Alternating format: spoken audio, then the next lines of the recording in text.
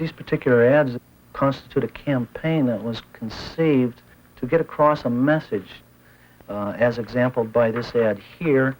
Taxan monitor is engineered for performance, showing the Bentley, and the lady next to the monitor, we hope, indicates quality product. How would they do that? Well, obviously the Bentley is a recognized quality product, and the lady sure seems to be. What indicates that she's a quality product? Her physical appearance.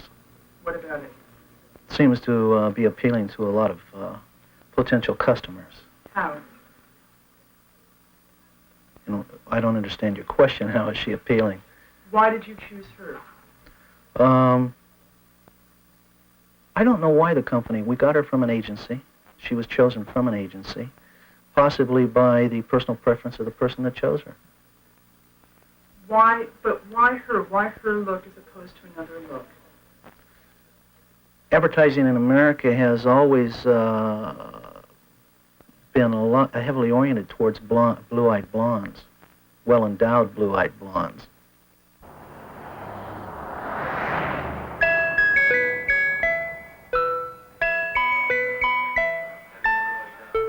Okay, this is a black and white picture of a woman who is supposed to be having the look of a fashion model with a slightly vulnerable aspect to her face.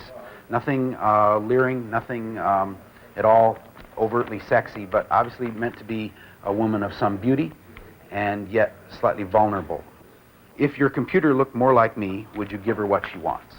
So part of the premise was that if we help the individual owning the computer, most likely to be a man, to see that he is neglecting this computer shamefully, and to wake him up to that, we were suggesting that he wouldn't treat a beautiful woman the same way, that he would certainly pay close attention to a beautiful woman, wouldn't he? Well, a computer is almost as complicated as a human being, and because it doesn't look anywhere near as attractive as a beautiful woman, we thought that was absurd enough that people would think it was amusing. In the United States, sex has always been used to sell merchandise. It's an attention getter, and that's the whole purpose of it. And our attitude was at the time, hey, this is so obviously absurd and funny, nobody can believe that. This isn't what that ad says, it's not sexist at all. But there was a part of me that knew otherwise, that at least knew that there were people who would have a strong opinion otherwise. And to me, that's a risk, and I now don't want to take risks in advertising. That kind of risk. There are other kinds of risks you have to take, but that kind of potentially isolating or alienating a segment of your buying public is not a good use of your time and money. So, do you regret the ad? Somewhat. Somewhat. I've only had 2 negative responses, and for the most part, all of the rest have been very positive. Why did you get a negative response? One lady thought it was rather sexist, and another lady thought that there was no necessity to include beautiful blondes in a product of this nature. And what do you think of those objections? I disagree with them totally. Okay, why? Well, because they are the minority, and the ads did have the positive response that we were expecting. Why do you think the first woman thought it was sexist? What would be sexist about this ad? Because she's not accustomed to seeing this type of ad.